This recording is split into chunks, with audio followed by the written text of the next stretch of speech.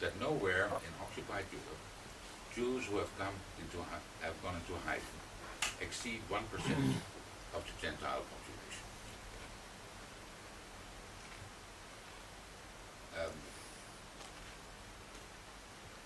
Evidently, even if we take into account, well, there isn't. Let me phrase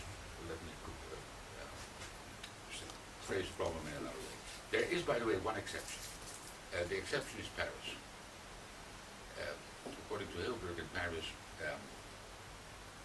the ratio is 3 to 100. The number of Jews who've gone into hiding there form 3% of the Gentile population. Now, even if we take into account that there were different Gentiles helping one Jew who'd gone into hiding, perhaps that a large number of Jews who've gone into hiding have had different addresses, as we call it in the Netherlands, this could point to a situation in which over 90% of the Gentiles in Europe were not willing to give any assistance whatsoever to a Jew, for fear naturally of punishment, to which I would like to add that the punishment for helping a Jew in Eastern Europe was pretty harsh in comparison to Western Europe. In my country, for instance, the standard punishment would be a stay of 6 months in a concentration camp in the Netherlands and then simply being freed, whereas I guess when the police would find you in Eastern Europe and you were harboring a Jew, it was quite possible that you got shot on the spot. Now, you are obviously aware of the fact that I now have up to a point incriminated over 90% of the Gentile population of Europe, and I've drastically reduced the number of bystanders by more or less stating that this country, that this category hardly exists, and that bystanders who did not help Jews are in fact accomplices in the anti-Jewish policy. Now, I think that there is a large body of scholarship which, up to a point, supports this view. If we look back at 3 books which have been a huge success in the past decade, the books by Goldhagen, Browning, and the recent book by Cate. In these books, authors try to explain, on the basis of case studies, if that's the case for the first 2 books, how it's possible that ordinary men have killed Jews. The recent book of Ali on the German Volksstaat is a book in which Ali maintains that Hitler more or less bribed the population of Germany to accepting anti-Jewish policies, in the sense that the rewards of the theft of Jewish property were divided amongst large social groups in Germany. Now, the explanations in the books of Goldhagen and Browning are borrowed from the field of social psychology, in the sense that the authors in these books argue that the killers are ordinary persons, that they are not crazy, that they have evidently decided to become killers in particular historical situations, and that their reactions are determined by the situations in which they find themselves. So evidently, it is possible, and it's relatively easy, to create a condition in which a human being who is not trained for this particular task can kill.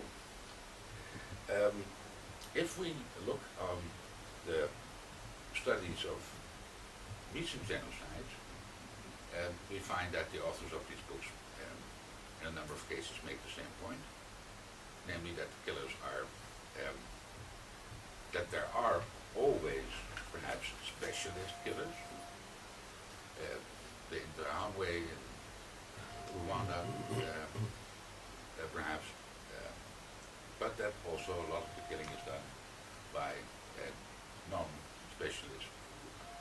to mind, if I may quote from another book, the very admirable recent biography of Eichmann by Cesarani. Cesarani, on that closing page, says that in the age of modern genocide, nobody, well, if people would have taken another look at the person of Eichmann, they would not have asked questions about the banality of evil, but they rather would find it normal to state that usual that every human being is a potential mass murderer. Now, if we still look at another body of scholarship, namely the recent scholarship on the Great Purges and the Great Terror, Stalin, also these authors are making more or less the same point. If you want to read about this in a very concise form, I could advise you to read the relevant chapter in the book on Hitler and Stalin, written by my British colleague Richard Overy. In this book he compares mass political violence of Hitler and Stalin. He explains that in both cases these totalitarian states actually lack the manpower to effectively control their population, and that success of terror in fact is dependent upon the willingness of the population at large to accept and condone terror and inform on the neighbors, so to say, in order to make the terror work. Now, and in coming to an explanation, Overy demonstrates himself to be a sort of follower of Browning, in the sense that also in his view it is group conformism that determines the behavior of normal non-specialist killers, that people generally speaking want to be on the inside of totalitarian systems rather than on the outside, that terror is selective, that you can survive terror, and that, in other words, there is a large dichotomy between what people express as having been their situation, namely people living through these times tend to view themselves as the victims of terror and mass political violence, but in fact that the later generation would take away that victimhood from them and more or less charge them with condoning or accepting the terror or being an accomplice or even worse. Now, I think that this, in a general sense,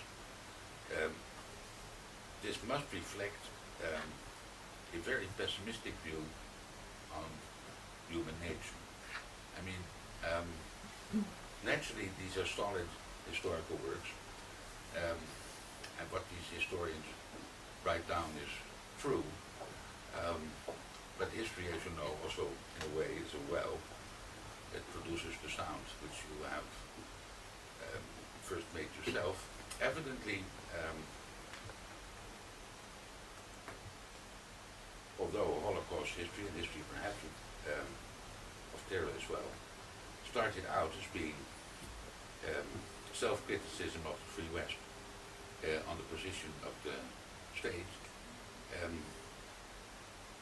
most scholars, or a large number of the scholars in the field, well, perhaps they would agree more with the second part of the statement of Isaiah Berlin, namely that human rights are a bulwark which can easily be destructed, than just the more optimistic first part of the statement of Isaiah Berlin. And perhaps this, in a way, is worrying in itself, that we evidently are members of an intellectual community which, up to a point, has lost faith in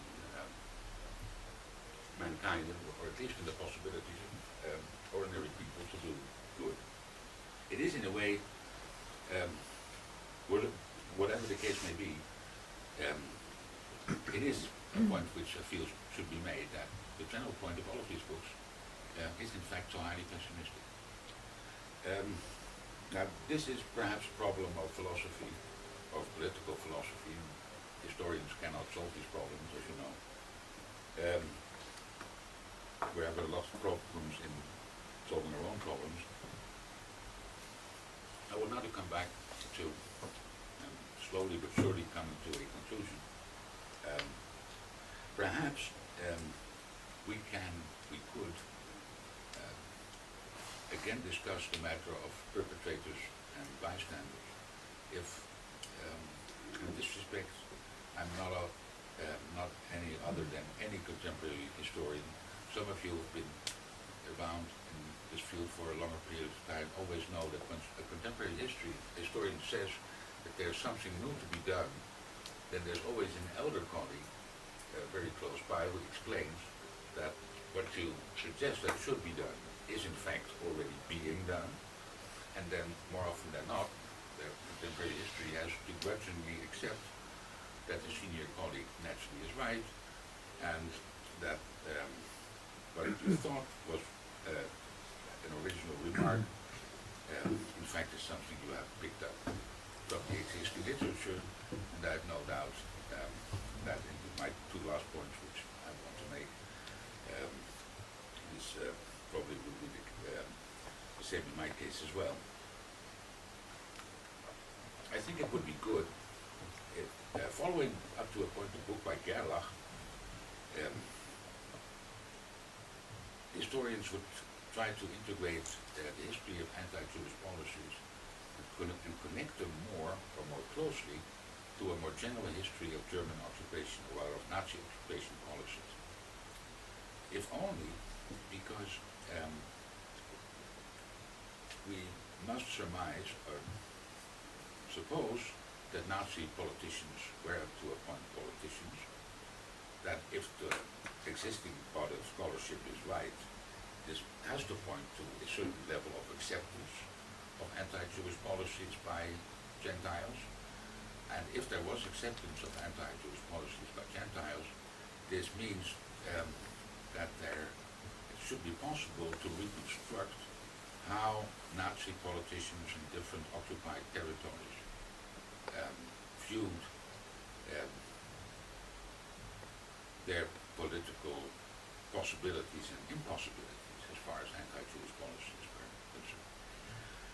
To impress this on you, I would like to paraphrase a sentence from a book which the Nazi Rijkskommissar in the Netherlands wrote while he was in prison in Nuremberg. And in this book, he tried to explain to the reader that he, looking back, had made a political mistake of the first order. He said, I was in total power of the occupied Netherlands in 1940 and 1941, and at that moment in time I forgot to use my power. I could have dramatically changed this society. There was no serious opposition to me in that moment in time. He said, looking back, I would not repeat it if this would not be a statement which could have come from other satraps of Hitler who governed other occupied territories as well. He said, I tried using my power, also in the field of anti-Jewish policies, at the moment in time that I was in fact losing power, which is, from a political point of view, simply a mistake.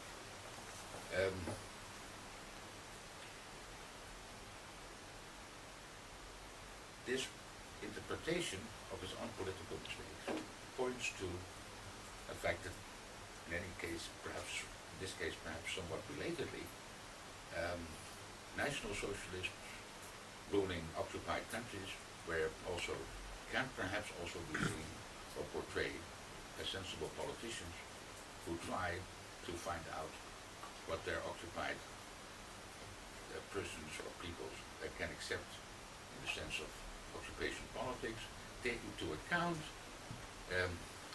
that the Nazis made more generally speaking, one political mistake to first order, in the sense that they were trying to dramatically change the face of Europe at the moment in time which they had, at the moment in time in which they had already started losing the war. I'm aware of the fact that in portraying the problem in this way, I'm not only heavily indebted to Christian Gerlach, but in fact also to David Bank here.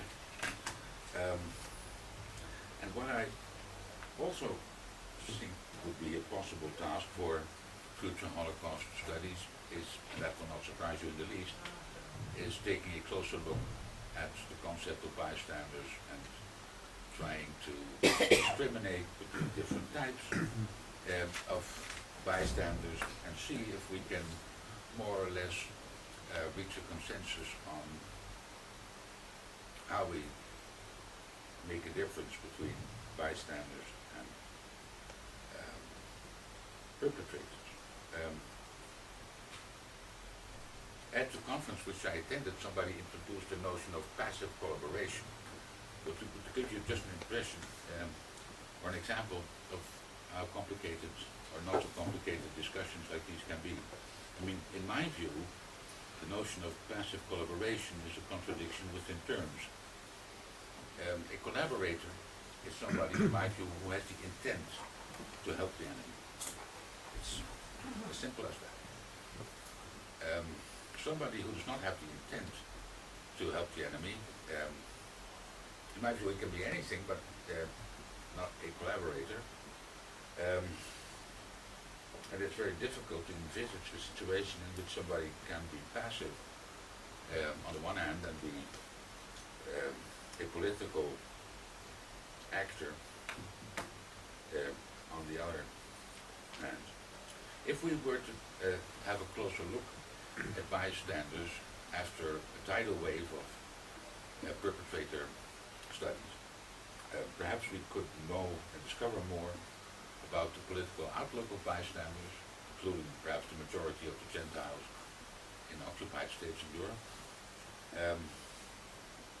We perhaps could find out more about the room for maneuver which bystanders considered there to be as far as their own political roles was concerned. And I think that in trying to connect, in fact, in doing the same which previous scholars have done as far as perpetrators is concerned, what they in fact did in these regional studies was to connect the history of the perpetrators to the history of the groups in occupied states from which these perpetrators came. In that sense, they tried to connect Holocaust history with the national histories of the occupied states of Europe. Now, perhaps that same approach could be taken as far as bystanders is concerned. In any case, I would feel that taking a closer look at bystanders, and now again borrowing an approach from the book by Adi, which, as you will remember, states that there were cases in which people supported anti-Jewish policies in exchange for material rewards. Well, if you would try, perhaps it would be useful to try out that approach on the experiences of the Norwegians or the Dutch, because they counted amongst the occupied peoples in Europe which were treated best by the Nazis. There is, however, there will be another predictable result of approaches like these, namely that the field will regionalize even further, which perhaps is not good.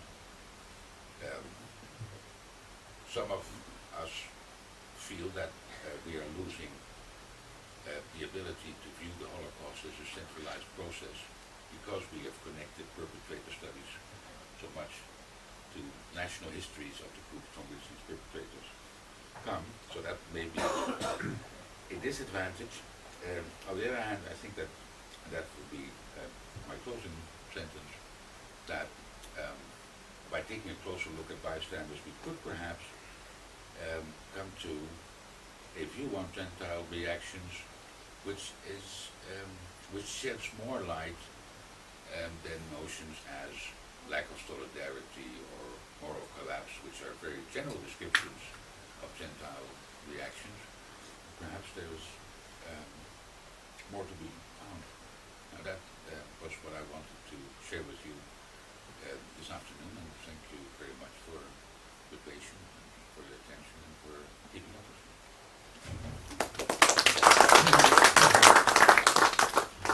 As usual, we'll take questions for someone. Was it Charlie?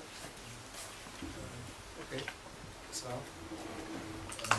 Johannes, I hope you appreciate that you've put me in a position that if I do not discuss with you and respectfully disagree with you, I become a bystander and perhaps an accomplice. So in that spirit, I want to argue very strongly for the salience, the importance of these concepts in all of human life and in respect of the Holocaust. There are some wonderful actual legends in Jewish lore about Sarah's role when Abraham takes Isaac to Mount Moriah for purposes of sacrificing him, and I will dare to use the word slaughtering him, which is the action in sacrifice. And any number of these legends, medrashim, say Sarah knew exactly what was going on. And I think this opens the door to a great deal of conversation about meanings in interactions. In contemporary family life, which means all the time in family life, we have situations where somebody, say a child, is persecuted by a given parent in a clearly, manifestly destructive way. The other parent has a choice of roles. And I've had students who've done graduate dissertations. My basic profession is as a psychologist, for those who don't know, who've done studies of the roles of the other parent, looking at the extent to which they are co-perpetrators, to the extent to which they are accomplices. There's a bit of a continuum here, but that's no tragedy in intellectual work. Or the extent to which they are bystanders, as opposed to the creative position, which I very much argue for as a practicing therapist, which is that parent number 2 is required morally to take all possible constructive steps. One does not have to go about it destructively, although there are definitely risks involved because the whole family system is unbalanced. To stand up against the persecution. The persecution can be violent hitting of a child. Persecution can be incest within a family, which takes place in our beloved Jerusalem, in Haredi families and in non-Haredi families. There's plenty to stand up for. There's plenty to stand up for in university politics. There's plenty to stand up in relation to government politics. I think these roles are absolutely essential roles for us to track. The fact that you can get into a situation where, as you remarked in Sweden, you have certain evidences of participatory behavior by the neutral country, which make them also accomplices, such as selling materials to Nazi Germany. I don't think the facts should be neglected. I don't think the moral valuation of the facts should be reduced, and I don't think that the fact that we end up saying, well, Sweden as a collective carries participatory responsibility, let's say as a what shall we call it in these terms, it's not a bystander, it's an accomplice kind of role. It's some degree of collaborative role. I don't think, even if we find that everybody dies of Black Plague, I'm doing an analogy now, that doesn't mean that Black Plague is not pathology. Yes, everybody died. If Sweden has collective responsibility, let's call it that. Obviously, not all Swedish citizens have participatory responsibility in that collective responsibility. I'm not afraid of our developing a language, but I am very much afraid of wiping out or looking at the very, very critical roles of bystanders who allow things to happen, and accomplices who enable things to happen, and co-perpetrators who stupperein and participate to some extent in the actual behavior. I can only say that I am actually in full agreement with you, because in phrasing your question, you are in fact explaining that there are different ways in which bystanders, accomplices, co-perpetrators, etc. deal with the question, and that in my mind is different terms. In my view, is a huge improvement. The only thing which I wanted to say is that in my view, we need that discussion on terms, not to walk away from moral responsibilities, but simply to get a more clear historical picture. Dr. Freimsdorf afterwards, Professor Müller. I think that one of the problems with the question raised by Professor Maris at the conference, and I was there and I heard his presentation, was the fact that he focused on an issue of restitution rather than an issue of criminal responsibility for murder, for example. And basically the argument that he was making was that these suits have, there's a serious danger that such suits can trivialize the history of the Holocaust. In other words, by focusing on something that is relatively minor, in this case the French railroads, in a sense we're trivializing the Holocaust. But what I was wondering about really was, would he apply the same argument to a murder trial? So, for example, this is a question I actually posed to him and he never answered. In other words, we now are dealing with a case of a Hungarian army officer whom we know murdered a Jewish boy, 18 years old, in Budapest in November of 1944. Now, there's suspicion that he was involved in manhunts of Jews and he might have killed other Jews, but we don't have any evidence of that. So, is to bring a person like this to trial for the murder of a single Jew trivializing the Holocaust? One second. In other words, see, that's the real issue. Because the problem is really with the restitution issue. We stand in danger of people confusing grand larceny with mass murder. And the two things are not the same thing, and the reason that we study the Holocaust and the reason that the Holocaust is so important is because it was genocide and mass murder. The grand larceny part of it is a accompanying thing that is interesting perhaps, but it's not the real issue. We wouldn't be studying the Holocaust if all the Nazis did was steal all the property of the Jews. Okay? But part of the problem here is that the desire, I think, of many parties to achieve some measure of justice has, in a sense, blinded them to the distinction between genocide and grand larceny. And we're almost in a situation where the two are equated and they're simply not equal. Say something?